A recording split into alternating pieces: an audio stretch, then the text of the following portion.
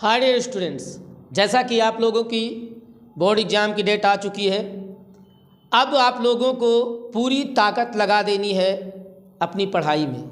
एक भी घंटा, एक भी मिनट अब आपका बेकार नहीं जाना चाहिए। अब आपको लग जाना है और डेडिकेट कर देना है आपको अपने आप को, ताकि आप अच्छे अंक हासिल कर सकें। कैसे पढ़ाई करना है, क्या योजना बनाना है, क्योंकि अब आपके एग्ज़ाम को मात्र 30-32 दिन बचे हैं और इन 30-32 दिनों में भी अगर आप अभी भी पूरी मेहनत कर दें, अब इसमें वो बच्चे जो पहले से तैयारी करते आए हैं उनके लिए तैयारी करना थोड़ा इजी हो जाएगा, और जो लोग अभी नई शुरुआत करेंगे उनके लिए थोड़ी सी दिक्कत हो सकती है। अब इसमें आप लोग सोचते होंगे कि कैसे क्या किया जाए, इम्पॉर्टेंट कौन सा है, कैसे पढ़ें कि वो सब तैयार हो जाए। मैं आपको बता दूं, सबसे बड़ी बात यह है कि हार्मोनाइज योर थॉट्स। मस्त रहिए, बिल्कुल अपने आप को खुश रखिए, बिल्कुल प्रेशर नहीं लेना है आपको। आपके अंदर बहुत कुछ चीज़ें पड़ी हुई हैं, बहुत कुछ आप पढ़ चुके हैं, बहुत सी बातें आपके माइंड में पड़ी हुई हैं, वो किसी भी सब्जेक्ट से रिलेटेड हों। अब वक्त है जो माइंड में चीज़ें पड़ी हुई हैं उन्हें ओपन करने की, उन्हें उजागर करने की, ताकि वो सामने आ सकें और हमको सेल्फ कॉन्फिडेंस दे सके। बता दूं, मंजिल उसी को मिलती है जिसके सपनों में जान होती है। मंजिल उसी को मिलती है जिसके सपनों में जान होती है। यहाँ पंखों की क्या ज़रूरत जहाँ सपनों की उड़ान होती है। Dedicate your whole power that you deserve to attain your goal. अपने लक्ष्य को प्राप्त करने के लिए जितनी ताकत आपके पास है पूरी की पूरी आप समर्पित कर दीजिए। जितना देर तक आप बिस्तर पे बैठ सकते हैं, जितना देर तक आप पढ़ाई कर सकते हैं, उतनी देर तक करिए। बिल्कुल अपनी ताकत लगा दीजिए और अच्छे से अच्छे अंक हासिल करके दुनिया को दिखाइए कि मैं भी कक्षा 10 का छात्र था। मैंने कक्षा 10 के छात्र की जितनी क्षमता होनी चाहिए, जितनी उसको मेहनत करनी चाहिए, मैंने की है और रिजल्ट मेरा बोल रहा है। तो आपका रिजल्ट बोलना चाहिए। अब इसमें कि कोई भी विषय आप तैयार कर रहे हैं तो सबसे पहली बात यह है कि सपोज दैट आप सबसे पहली बात तो आप चैप्टर वाइज उठा लीजिए। किसी भी सब्जेक्ट की बात करते हैं, अब आप जैसे मान लिया चैप्टर 1 आपने देखा, चैप्टर 1 में 8 क्वेश्चन थे। अगर आपके टीचर लोग, जैसे कि मैं अपने कोचिंग के बच्चों को पढ़ाता हूं, तो जैसे ही एक चैप्टर समाप्त होता है 1 क्वेश्चन डेली पूछना शुरू कर देता हूं। तो उस रणनीति का फ़ायदा ये हुआ होगा, जहाँ तक मेरा मानना, जो बच्चे पूरी तरह से मेहनत किए होंगे, कि अब तक उनका 4 से 5 क्वेश्चन बिल्कुल तैयार हो गया होगा, या 4 से 5 से 6 तक उनका बिल्कुल तैयार होगा, तैयार हालत में रखा होगा। अब उनको सिर्फ बचे हैं 2 से 3 क्वेश्चन ऐसे होंगे जो उनको तैयार नहीं होंगे। तो अब आपको यही एक छन्ना लगाना है। अब लास्ट टाइम में आपको यही तैयारी करना है कि हर चैप्टर वाइज आपको उठाना है और ये देखना है कि इस चैप्टर से कितने क्वेश्चन ऐसे हैं जो मेरे तैयार नहीं हैं। तो आप देखेंगे कि 2 से 3 क्वेश्चन आपको हर चैप्टर में ऐसे मिल जाएंगे जो आपके तैयार नहीं हैं। और एक सबसे इम्पॉर्टेंट बात बता दूं, यही 2 से 3 क्वेश्चन ही वेरी इम्पॉर्टेंट हैं। यही अगर 2 से 3 क्वेश्चन ही आपको एग्ज़ाम में मिलने वाले हैं।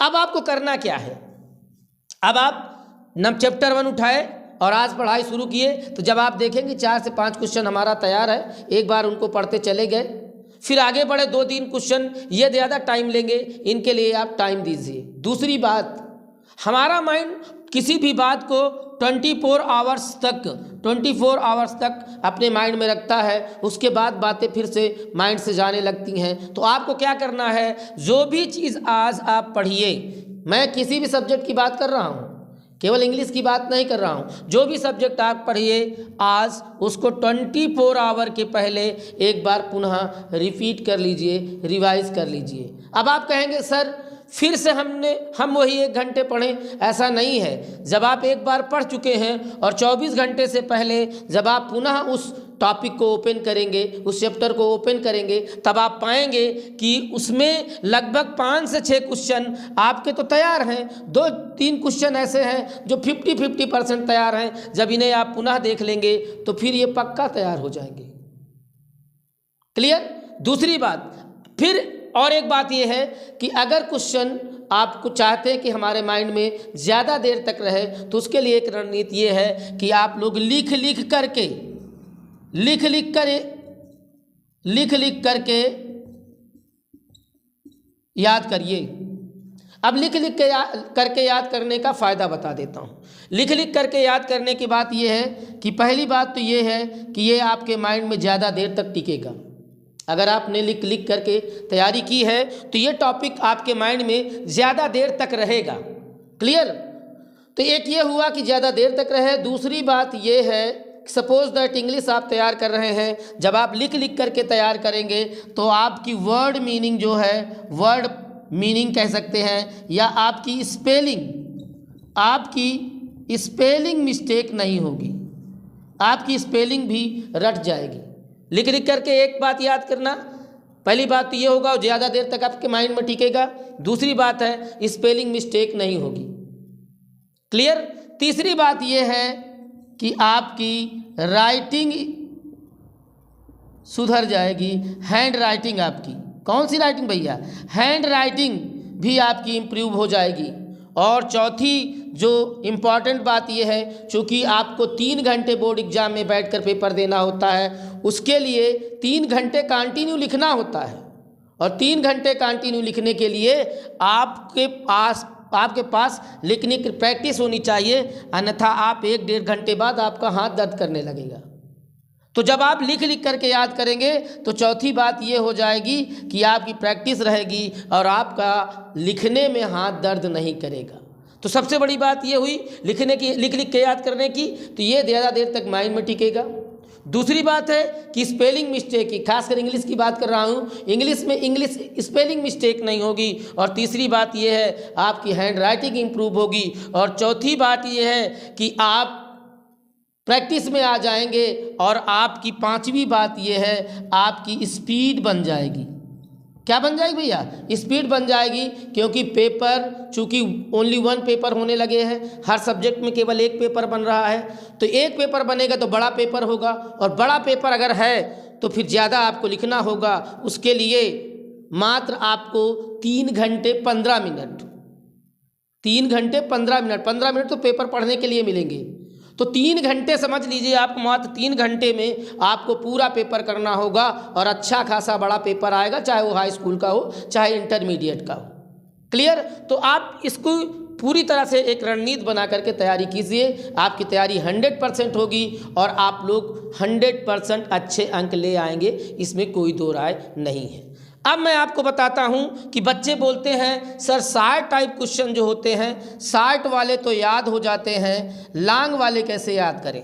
60 वाले तो बड़ी आसानी से याद हो जाते हैं, लेकिन लॉन्ग क्वेश्चन कैसे याद करें? तो मैं आपको बता दूं, चूँकि लॉन्ग टाइप की अगर बात करें तो हाई स्कूल और इंटर में, जहां अगर मैं जैसे कि मैं इंग्लिश सब्जेक्ट पढ़ाता हूं, तो इंग्लिश की अगर बात करता हूं तो जो हाई स्कूल में जो लॉन्ग टाइप क्वेश्चन होगा, मैं थोड़ा सा इसको इरेज कर देता हूं।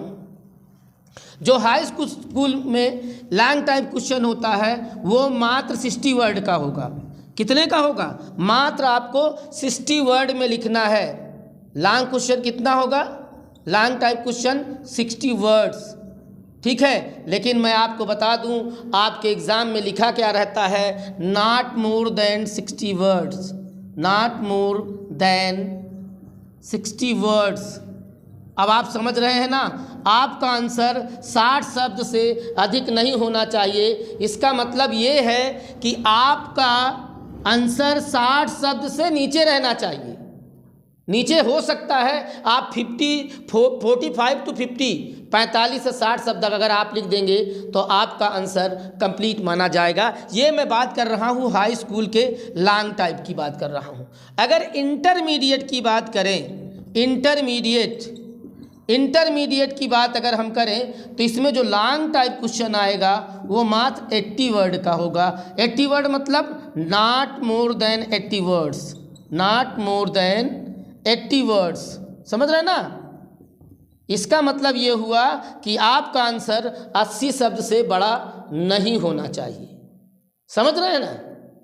तो इसका मतलब है कि आप अगर 70 से 75 शब्द लिख सकते हैं, 65 से 70 शब्द तक लिख देते हैं तो आपका क्वेश्चन पूरा माना जाएगा, वो कम नहीं होगा। ये मेरा जो पर्सनल अनुभव है, पर्सनल एक्सपीरियंस है। मैं भी बोर्ड एग्जाम की कापियाँ चेक करता हूँ, लेकिन चूंकि इस समय इस बार जो पेपर का मॉडल है वो चेंज हो चुका है, मोड बिल्कुल चेंज हो चुका है और आपको नए मोड के अनुसार तैयारी करना है।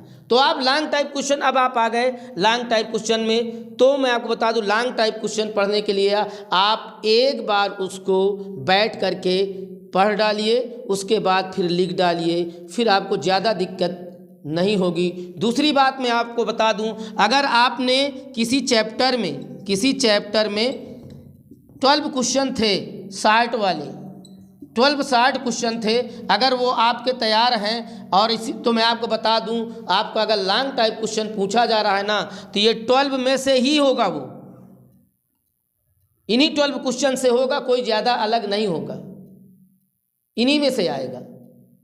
ठीक है, तो अगर आपके 60 टाइप क्वेश्चन, छोटे क्वेश्चन तैयार हैं तो आपको ज़्यादा दिक्कत नहीं होने वाली है लॉन्ग टाइप लिखने के लिए। और मैंने कहा ना कि आपको सिर्फ और सिर्फ तैयारी पर लग जाना है और उसी रणनीति के तहत क्या जो क्वेश्चन, अब बच्चे पूछा करते हैं कि सर इम्पॉर्टेंट बता दीजिए, मैं आपको बता दूं जो आपको नहीं याद है वही इम्पॉर्टेंट है, जो आपको नहीं याद है वही इम्पॉर्टेंट है, क्योंकि जाहिर सी बात है अगर 12 क्वेश्चन किसी चैप्टर में होंगे तो इसमें 7 से 8 क्वेश्चन तो आपको आते होंगे, 8 9 तक आते होंगे, लेकिन जो 9 से 12, ठीक है, 10 11 12 ये 3 क्वेश्चन होंगे, ये थोड़ा सा टफ लगेंगे और यही इम्पॉर्टेंट क्वेश्चन है और यही क्वेश्चन आपको परेशान करने वाले भी हैं।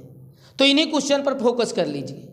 ठीक है, फिर से मैं आपको बता दूं कि आपको तैयारी कैसे करना है। चैप्टर वाइज हर विषय की आप चैप्टर 1 से पुटअप करेंगे और रिवीजन शुरू करेंगे। इसमें आप देखेंगे कि कुछ क्वेश्चन आपके तैयार होंगे, कुछ नहीं तैयार होंगे। जो नहीं तैयार हैं अब उन्हें तैयार करना है और एक टाइम टेबल बना लीजिए। जो आपका टाइम टेबल आया है, टाइम टेबल मैं अपने यूट्यूब पर कल दे चुका हूँ, आपको भी बहुत जगह मिल गया होगा। जो टाइम टेबल अब आपका बोर्ड एग्ज़ाम का है, यही टाइम टेबल आपके स्टडी का होना चाहिए। यही टाइम टेबल अब आप अपनी पढ़ाई का बना लीजिए और ऐसा ही टाइम टेबल आपका रहना चाहिए, ऐसे ही सीरियल से पढ़ना है।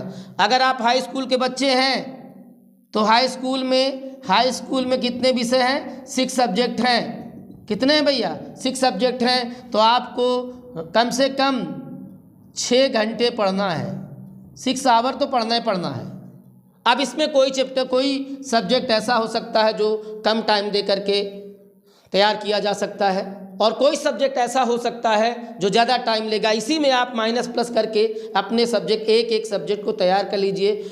और मैं आपको बता दूं, मैं केवल इंग्लिश की बात नहीं कर रहा हूं, हिंदी, सामाजिक विज्ञान मतलब Hindi, English, science, social science, art, computer, जो भी सब्जेक्ट आप लेकर के, मैथ, क्लियर, जो भी सब्जेक्ट आप लेकर के पढ़ाई करें, सारे सब्जेक्ट को इसी टाइम टेबल से बना लीजिए और अपनी पूरी ताकत लगा दीजिए। और एक बात और बता दूं, प्रेशर नहीं लेना है, ठीक है। काम को काम समझेंगे तो ज़िंदगी में कुछ नहीं कर पाएंगे।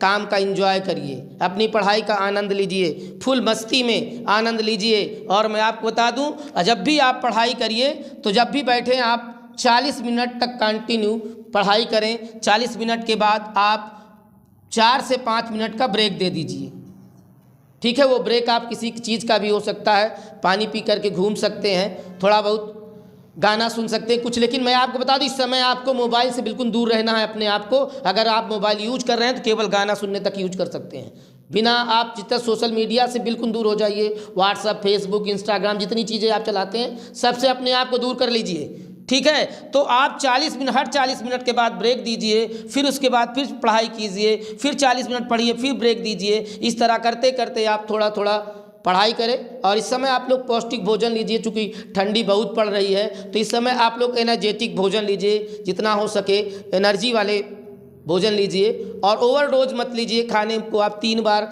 दिन में 3 बार खाइए, 4 बार खाइए, एक बार में ज़्यादा भोजन ना करें ताकि आप ज़्यादा देर तक बैठ के पढ़ाई कर सकें, क्लियर। तो ये आप रणनीति अपना लीजिए कि आपको हर 40 मिनट के बाद ब्रेक देना है और कंटिन्यू आप, क्योंकि 6 घंटे कंटिन्यू कोई नहीं बैठ सकता।